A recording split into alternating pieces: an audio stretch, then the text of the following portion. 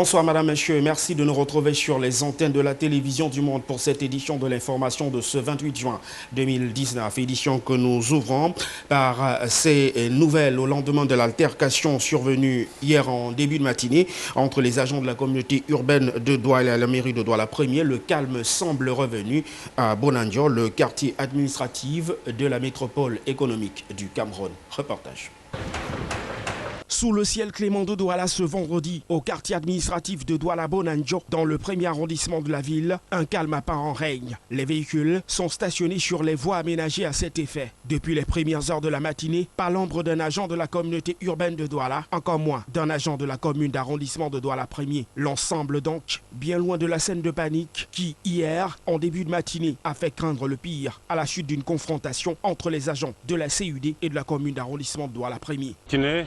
Il y a eu une confrontation entre les bourreaux de la mairie de Douala 1er et ceux de la communauté. Donc il y avait un problème de bicéphalisme où chacun voulait s'approprier la gestion des espaces où on gare les voitures autour de nos bureaux. Bon, ce matin, ils sont revenus? Non, ils ne sont pas arrivés ce matin. Mais je pense ce matin, il y a eu une pick-up des bourreaux de la mairie de Douala 1er passé ici, mais ils ne sont pas arrêtés. Selon les témoins, tout serait parti d'un désaccord lors d'un déploiement dans le cadre de la lutte contre le désordre urbain. Les employés de la communauté urbaine ayant effectué une descente à Bonandio ont été congédiés à leur arrivée par les agents de la mairie de Douala 1er qui vendaient des tickets de parking payants. Une activité pourtant interdite jusqu'à nouvel avis par le délégué du gouvernement auprès de la communauté urbaine de Douala, le docteur Fritz Ntoné, dans un communiqué rendu public le 26 juin dernier. Dans une ville, il faut des financements pour réguler la ville, la voirie urbaine et puis tout le reste. Mais je serais plutôt inquiet si on collecte les fonds et qui ne sont pas alloués pour les services pour lesquels ces fonds ont été collectés. Personne n'est fier de payer l'impôt, mais il faudrait qu'on paye l'impôt pour l'évolution de la cité. Rappelons que ce différend qui oppose la communauté urbaine de Douala à la mairie de Douala 1er est la conséquence d'un communiqué du délégué du gouvernement auprès de cette communauté urbaine, note dans laquelle l'exécutif communautaire relève que des individus non identifiés font de la vente des tickets de parking payants et le remorquage illicite des véhicules sur les voies publiques, sémant le trouble et le doute dans l'esprit des usagers de la route. Pour y mettre un terme, la CID avait alors interdit les opérations jusqu'à nouvel avis. Une interdiction qui est une pilule dure à avaler pour la mairie de Douala 1er qui, dans un communiqué en réaction, a estimé que cette opération ne relève pas de la gestion de la communauté urbaine de Douala. Vous l'avez donc compris, c'est une gestion des parkings payants et le remorquage des véhicules en situation d'infraction dans la ville de Douala qui a suscité ce conflit observé entre le délégué du gouvernement de la communauté urbaine de Douala et le maire du premier arrondissement de la ville, entre interdiction formelle des activités jugées illégales par l'édile de la ville et l'opposition farouche du maire du premier arrondissement. C'est une guerre de communiqués qui s'est ouverte entre le docteur Fritz Ntoné et Jean-Jacques Lengue-Malapa. Les précisions de Jean-Jacques Meyetna. Combat des titans entre David et Goliath, c'est le titre du film que l'on peut attribuer dans cette guerre désormais ouverte entre le délégué du gouvernement auprès de la communauté urbaine de Douala et le maire de la commune d'arrondissement de Douala 1er. Et au centre de cette grosse querelle qui oppose le docteur Fritz Ntoné à Jean-Jacques Lengue-Malapa, la gestion des parkings payants et le remorquage des véhicules en infraction dans la ville de Douala. Dans un communiqué radio-presse publié mercredi 26 juin dernier, le délégué du gouvernement auprès de la communauté urbaine de Douala constatait pour lieu décrier la prolifération et la vente de tickets de parking payants et le remorquage illicite des véhicules sur la voie publique par des individus non identifiés, ce qui est de nature à s'aimer le trouble et le doute dans l'esprit des usagers de la route. Et dans cette note, aux allures d'un ultimatum, le docteur Fritz Ntoné met en garde tout individu surpris en flagrant délit de vente des dits tickets ou encore d'activité de remorquage des véhicules. L'agent sera simplement interpellé, des tickets saisis et la remorqueuse immobilisée pour l'occasion, mise en fourrière la ville de Douala est engagée dans un processus d'aménagement des parkings et aires de stationnement et mène également une réflexion sur les procédés modernes de parking payant, a écrit l'édile de la ville de Douala, avant de marteler qu'une fois ces activités achevées, des usagers seront informés du nouveau mode opératoire de parking dans la métropole économique. Réponse du berger à la bergère. Au lendemain de la publication de ce manifeste, le maire de la commune d'arrondissement de Douala 1er est sorti de sa réserve. Dans un communiqué radio-presse publié ce jeudi 27 juin, le chef de l'exécutif communal parle d'une décision qui relève de l'imposture. Une tentative du docteur Fritz Ntonen d'avoir la main mise sur les recettes des parkings et le remorquage des véhicules sur la voie publique. Et à toute fin utile, le premier magistrat de Douala 1er rappelle aux opérateurs économiques et usagers de son ressort territorial que la mairie poursuivra de jure et de facto à percevoir selon la réglementation en vigueur des droits de parking. Car selon le maire Jean-Jacques Lengue-Malapa, la loi numéro 2004/2018 du 22 juillet 2004 fixant les règles applicables aux communes lui en donne pleinement le droit. Et au regard de ce qui précède, il était donc inévitable que la guerre épistolaire à laquelle se livre désormais le délégué du gouvernement auprès de la communauté urbaine de Douala, le docteur Fritz Ntonen, et le maire de la commune d'arrondissement de Douala 1er, Jean-Jacques Lengue-Malapa, ne se transpose sur le terrain. En témoignent les échauffourées de ce jeudi, en plein cœur du quartier administratif Bonanjo, dans la capitale économique du Cameroun. Et pour l'heure, une seule question taraude des esprits des Doualais. Qui aura finalement gain de cause dans cette affaire? On ne peut rien à attendre.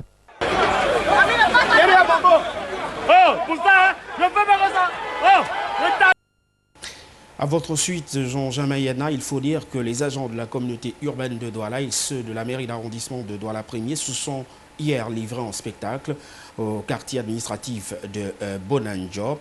Une altercation qui a été suivie de nombreuses blessures et d'importants dégâts. Cette altercation a d'ailleurs été stoppée par les éléments du groupement mobile d'intervention numéro 2 à l'aide de gaz lacrymogène. Retour sur cette altercation avec vous, Frédéric Moutamé. Cette bagarre enregistrée en mi-journée de ce jeudi 27 juin 2019 au quartier administratif de Bonanjo, précisément à l'entrée du port autonome de Douala, a fait grand bruit dans la capitale économique du Cameroun. Et pour cause, les acteurs sont tous agents des institutions en gestion de la ville, notamment de la communauté urbaine de Douala et de la mairie de Douala 1er.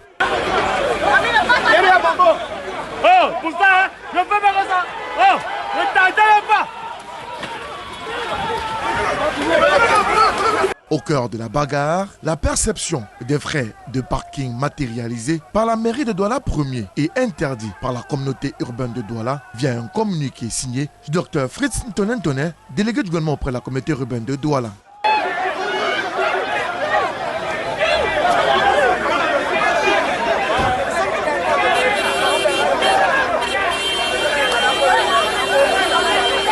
Les agents des deux institutions, à savoir CUD et mairie de Douala 1er, qui n'ont pas pu trouver un terrain d'entente lors de cette opération visant à faire respecter le communiqué signé du premier magistrat municipal de la ville de Douala, en sont venus aux mains avec un bilan de plusieurs blessés légers dans les rangs des agents de la mairie de Douala 1er ainsi que de la police municipale de la communauté urbaine de Douala.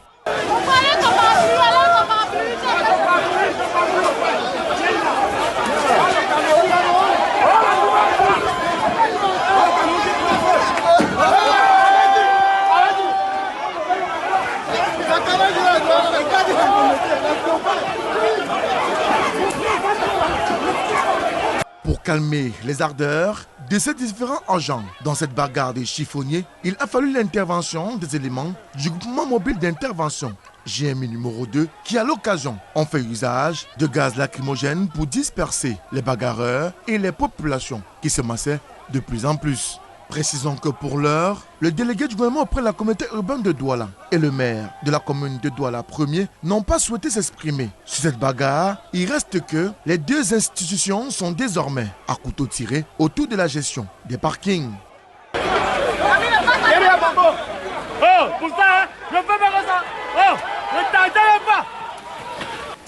Parlons à présent de cet outil de l'implémentation du plan d'urbanisme de la ville de Douala pour son arrimage à la modernité. La SMID est désormais opérationnelle. L'équipe dirigeante a été présentée au terme de la 3e session du conseil d'administration tenue à Douala. Reportage. Pour cette 3e session du conseil d'administration de la Société métropolitaine d'investissement de la ville de Douala, à l'immeuble Le Siège, au quartier Bali, dans le 1er arrondissement de la métropole économique, le président du conseil d'administration, le Dr Fritz Ntonetone, a présenté les différents membres de l'équipe dirigeante retenus au terme du processus de recrutement conduit par un cabinet international des ressources humaines depuis l'appel à manifestation de candidature internationale pour les 4 postes de directeur à pourvoir. Il s'agit de Ralph Putt, retenu comme le tout premier directeur général de cette société d'économie mixte, Liliane Bork-Bigna, directeur de la promotion, du marketing et des relations publiques, de Bernard Letieu, directeur administratif et financier, de Cyril Mamikwam, directeur de la production et de l'exploitation. Tous des experts chevronnés dont la mission est de faire de l'ingénierie financière pour contribuer au développement de la ville de Douala à travers l'implémentation et l'élaboration des projets favorables à l'attraction des investisseurs locaux et étrangers. Bref, participer activement aux côtés du président du conseil d'administration à la concrétisation du plan d'urbanisme de la ville en faisant de la SMID un outil d'arrimage de la ville de Douala au XXIe siècle. Comme vous avez vu dans le plan d'action, nous attendons de cette nouvelle équipe d'abord soit la mise en place de la SMID et de la finaliser pour un bon fonctionnement. De faire en sorte que l'opinion locale, nationale et internationale connaisse le bien fondé de la SMID. Et parmi les projets prioritaires de cette société d'économie mixte, née de l'appel public à l'épargne lancé en mars 2018, suite à la délibération du 1er avril 2016 et constituée conformément aux dispositions de l'acte uniforme OHADA relative aux droits des sociétés commerciales EJ, la construction d'un parc de loisirs à la vallée de la Besseke sur un espace de 2 hectares déjà sécurisé. Jusqu'à présent, il y en a qui ont soif de savoir ce que la SMID va amener. En résumé, c'est une structure qui sera spécialisée en ingénierie financière dans le but de rassurer tous ceux qui veulent investir, de rassurer tous ceux qui veulent placer leur argent en direction donc des projets générateurs de revenus. Doté d'un capital redimensionné de 3 milliards de francs CFA environ. L'Assemblée générale de la SMID a donc décidé d'affecter les 3 milliards au capital et le reste dans un fonds qu'on appelle courant. La SMID est désormais une réalité opérationnelle et la métropole économique peut rêver de s'arrimer à la modernité. Parlons à présent de l'évaluation de l'exécution des finances publiques au niveau communal. Dans la région de l'extrême nord du Cameroun, les comptables publics de cette partie du septentrion passent au scanner. Leur travail abattu durant les 6 premiers mois de l'exercice 2019. Au cours de ces travaux, la difficile collaboration entre les receveurs municipaux et les maires ont été évoquées dans les discussions. Les précisions de Frédéric Moutomé et Agi Gondje. La première réunion d'évaluation et de coordination des comptables publics de la région de l'extrême nord du Cameroun pour l'exercice 2019 qui vient de réunir à la salle des délibérations de la commune de Mokolo avait pour thématique centralisation des opérations comptables, des CTD et des EPA. Vous savez que nous sommes dans un contexte sécuritaire assez difficile.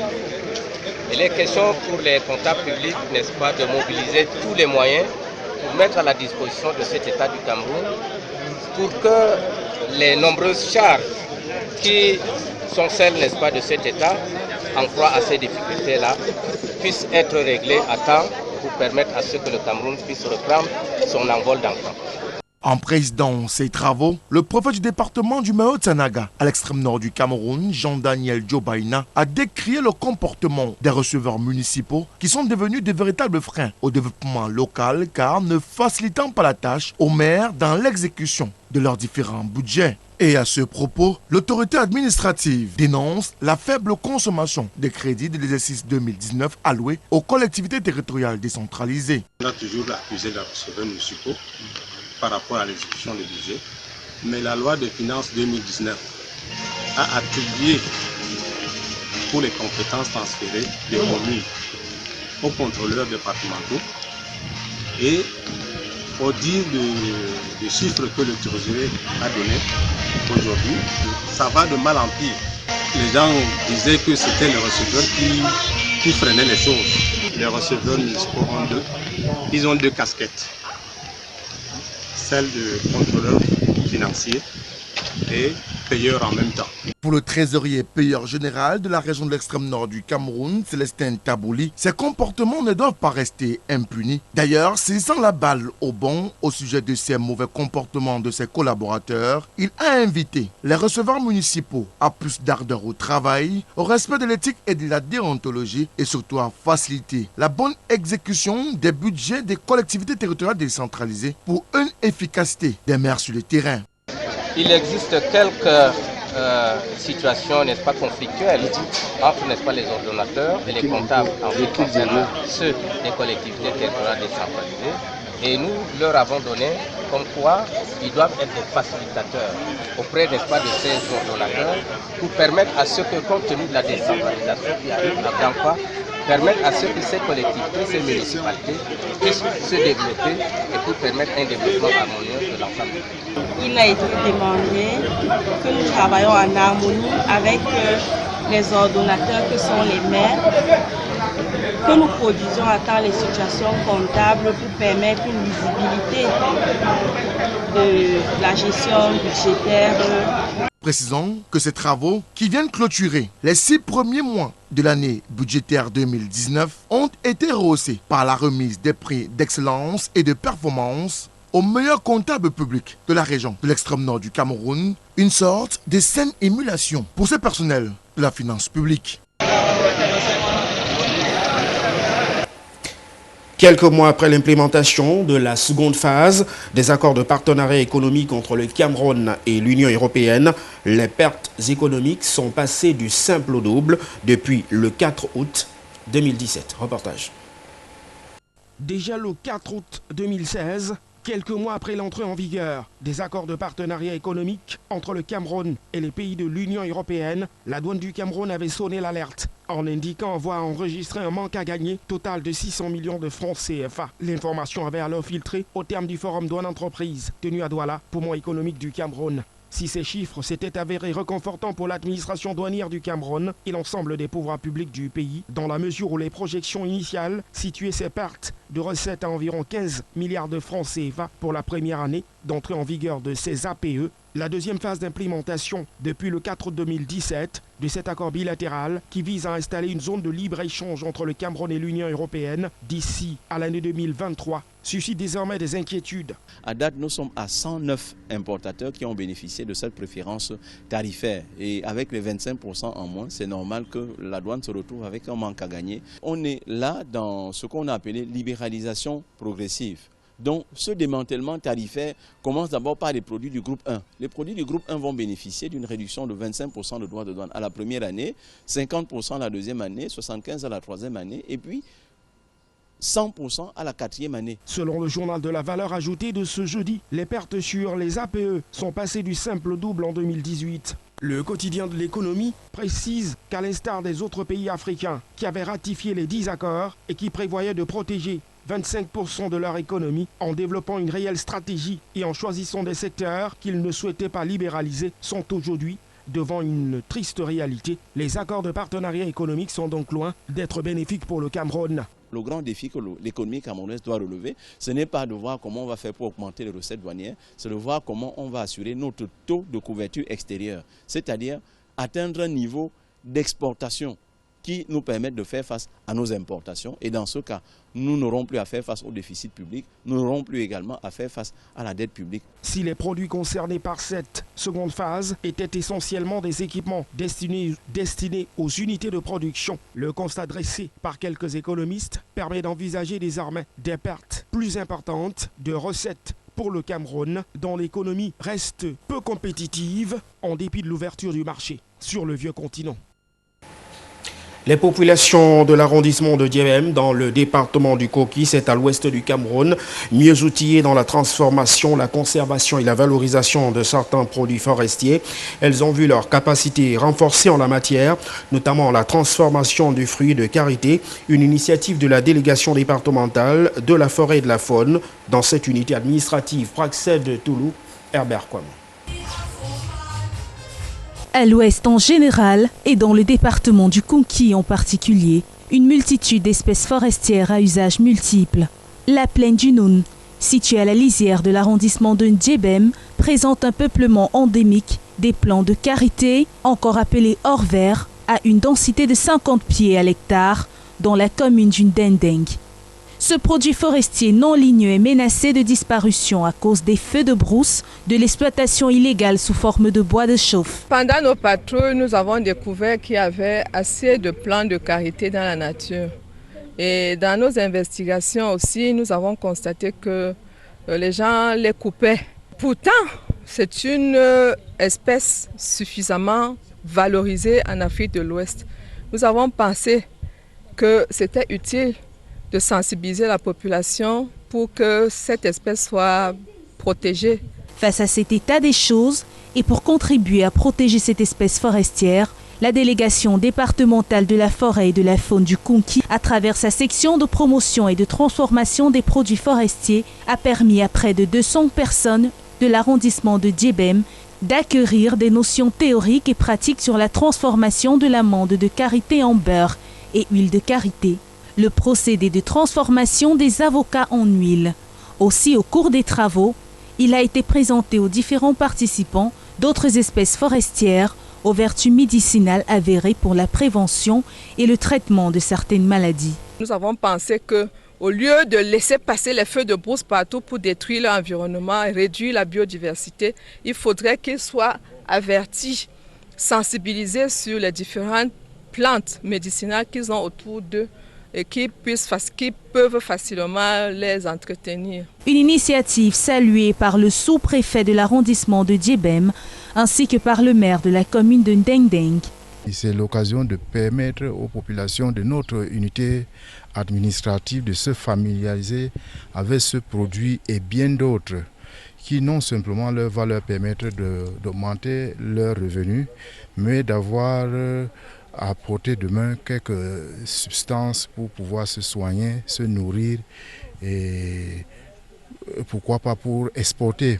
Si l'autorité administrative invite les participants à mettre en pratique les enseignements reçus, l'autorité municipale, lui, s'engage à régénérer les plantes de karité dans sa commune pour l'amélioration du couvert végétal. Vraiment, je crois que c'est une très heureuse initiative et je crois qu'à partir de maintenant, eh bien, nous allons bien exploiter ces essences. On va en planter pour que les générations futures puissent profiter de leurs fruits. Ayant bien retenu ces différentes techniques de transformation, les participants s'engagent à les capitaliser. Par exemple, chez moi j'ai quelques avocatiers, parfois ça tombe, ça pourrit. Moi, je ne sais pas qu'on peut extraire l'huile. Oui, on peut utiliser ça pour la consommation familiale d'abord. Et si vraiment on y met du sérieux, peut-être que ça peut être une activité génératrice de revenus. La remise des attestations de formation est venue mettre un terme à cette session de renforcement des capacités. À présent, cette information en brève. Selon un communiqué presse de Jean-Robert Wafo, le ministre du chef de cabinet en charge de l'information et des médias, le chairman Ni John Frondi a été victime d'un enlèvement cet après-midi dans sa résidence de Ntarikon à Bamenda dans la région du nord-ouest du Cameroun par des ravisseurs non identifiés et armés. Son garde du corps a été touché par balle. Le président du social-démocratique Front a été conduit par ses ravisseurs vers une destination inconnue. Nous y reviendrons dans nos prochaines éditions spécialisées. Hors de nos frontières à présent, selon un rapport alarmiste des Nations Unies sur l'extrême pauvreté et les droits de l'homme, l'on est en train d'instaurer un apartheid climatique dans le monde. Les détails de nos confrères d'Euronews.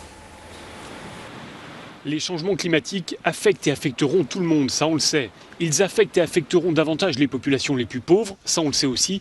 Mais ce qu'on ne mesure pas encore, c'est l'ampleur de ces inégalités. Or, un rapport vient nous éclairer sur ce sujet de manière abrupte. On est en train d'instaurer un apartheid climatique, avec d'un côté les plus riches, qui peuvent à peu près s'adapter, et de l'autre les plus pauvres, qui eux, affrontent le pire.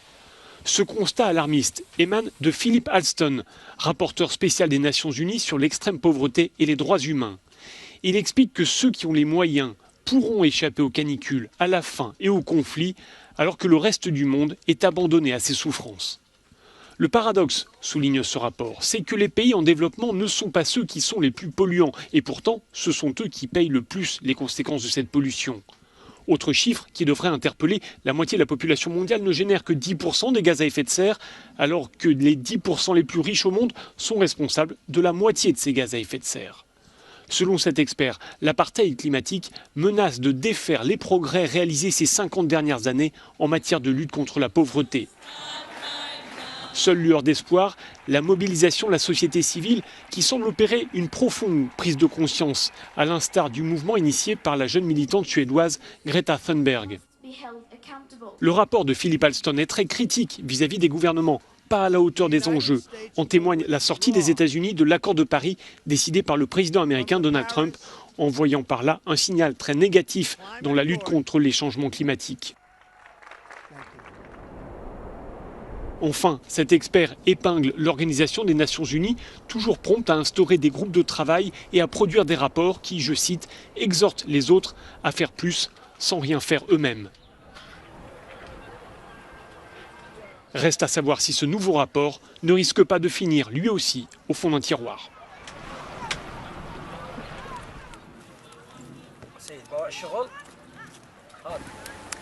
Lors d'une rencontre du G20, le président américain Donald Trump s'est permis de blaguer avec son homologue russe Vladimir Poutine au sujet de la prochaine élection présidentielle aux États-Unis. Les détails de nos confrères d'Euronews une fois de plus. C'était l'un des moments attendus en marge du G20, la rencontre entre les présidents américains et russes. Un Donald Trump d'humeur légère qui plaisante avec son homologue Vladimir Poutine. Et ce moment qui fait jaser lorsque le chef de la Maison-Blanche évoque la prochaine présidentielle aux États-Unis. Il se tourne vers le chef du Kremlin et lui lance, sourire aux lèvres, « Pas d'ingérence dans les élections, hein, président, pas d'ingérence !» Sourire entendu de Vladimir Poutine. Nous avons beaucoup de sujets de discussion, que ce soit les questions commerciales, le désarmement, le protectionnisme. Mais tout ça se fait de manière très positive. Il y a beaucoup de choses sur la table. On a eu une excellente réunion, nos relations sont très bonnes et nous sommes impatients de nous revoir pour passer du bon temps ensemble. De son côté, Vladimir Poutine a invité Donald Trump l'an prochain en Russie pour le 75e anniversaire de la fin de la Seconde Guerre mondiale et la victoire sur les nazis.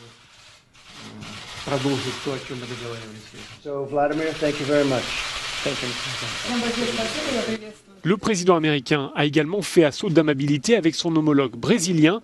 Donald Trump a dit de Jair Bolsonaro qu'il était, je cite, très bon et très aimé par les Brésiliens. Et son interlocuteur lui répond en indiquant qu'il était un de ses grands admirateurs avant même que celui-ci accède à la Maison-Blanche. En sport, nous parlons de la Coupe d'Afrique des Nations Égypte 2019.